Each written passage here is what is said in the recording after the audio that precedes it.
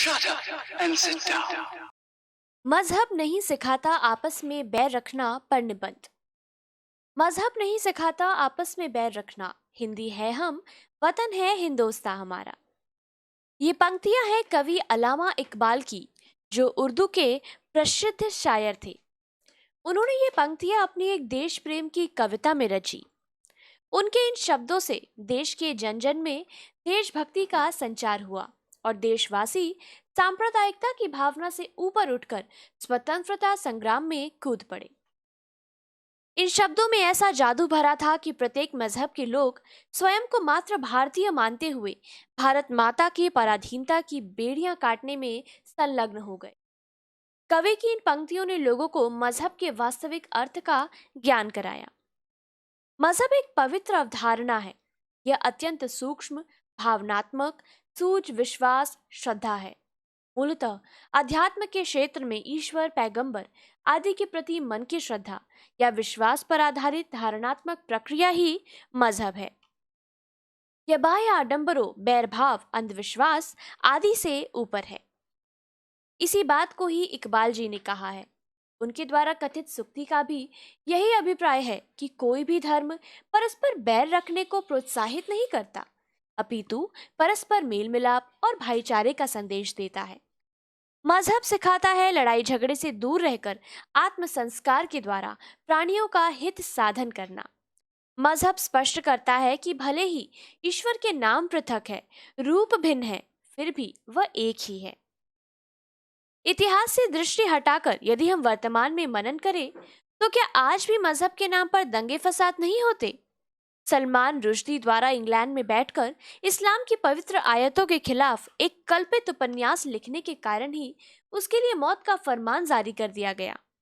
लेकिन परित्यक्ता मुस्लिम नारी के हित को ध्यान में रखते हुए सर्वोच्च न्यायालय द्वारा निर्णय सुनाया गया तो धर्मावलंबियों ने इसे मुस्लिम कानून में हस्तक्षेप माना, जिससे भारतीय राजनीति में हलचल मच गई।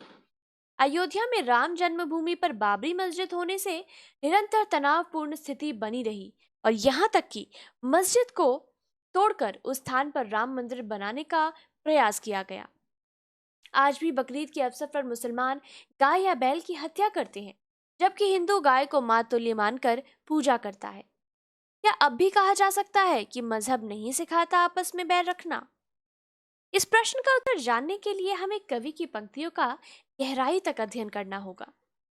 ये बात सही है कि देश का विभाजन मजहब के नाम पर हुआ था, किंतु यह तथ्य भी किसी से छिपा हुआ नहीं है कि देश विभाजन की मांग करने वाले चंद लोग ही थे, जो पथभ्रष्ट होने के साथ साथ अंग्रेजी शासकों के हाथों में कठपुतलियां थे। इतिहास साक्षी है कि धार्मिक अंधविश्वास के कारण जब ईसा को सूली पर लटकाया गया तो सलीब पर शरीर को लटकाने वाले, कीले ठोकने वालों के लिए भी शुभकामनाएं करते हुए उन्होंने कहा था, प्रभु इनको सद्बुद्धि, सुख और शांति दे। ये लोग नहीं जानते कि ये क्या कर रहे हैं या क्या करने जा रहे हैं।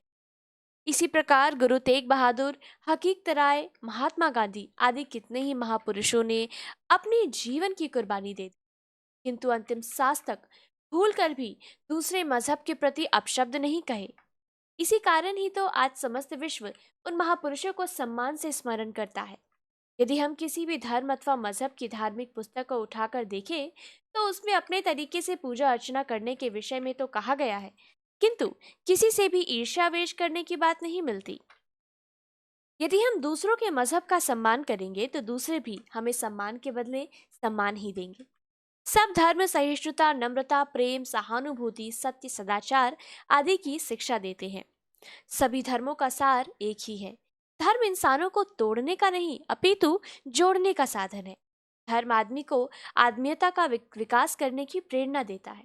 इसलिए मजहब के महत्व पर प्रकाश डालते हुए इकबाल ने कहा है, हमने यह माना कि मजहब जान है इंसान की, कुछ इसी के दम से कायम शान है इंसान की। निष्कर्ष रूप में कहा जा सकता है कि ऊपर से देखने पर मजहब जितना कलहकारक लगता है, अंदर से उतना ही शांतिदायक है। अतः हमें मजहब के सच्चे अर्थों को समझते हुए सभी धर्मों का सम्मान करना चाहिए। अपने विश्वास व मान्यताओं पर कायम रखते हुए दूसरे धर्मों से घृणा नहीं करनी चाहिए। सर्वधर्म समन्वय, सर्वधर्म संभाव ही मजहब का सार तत्व है। शेष सब मात्र आडंबर है।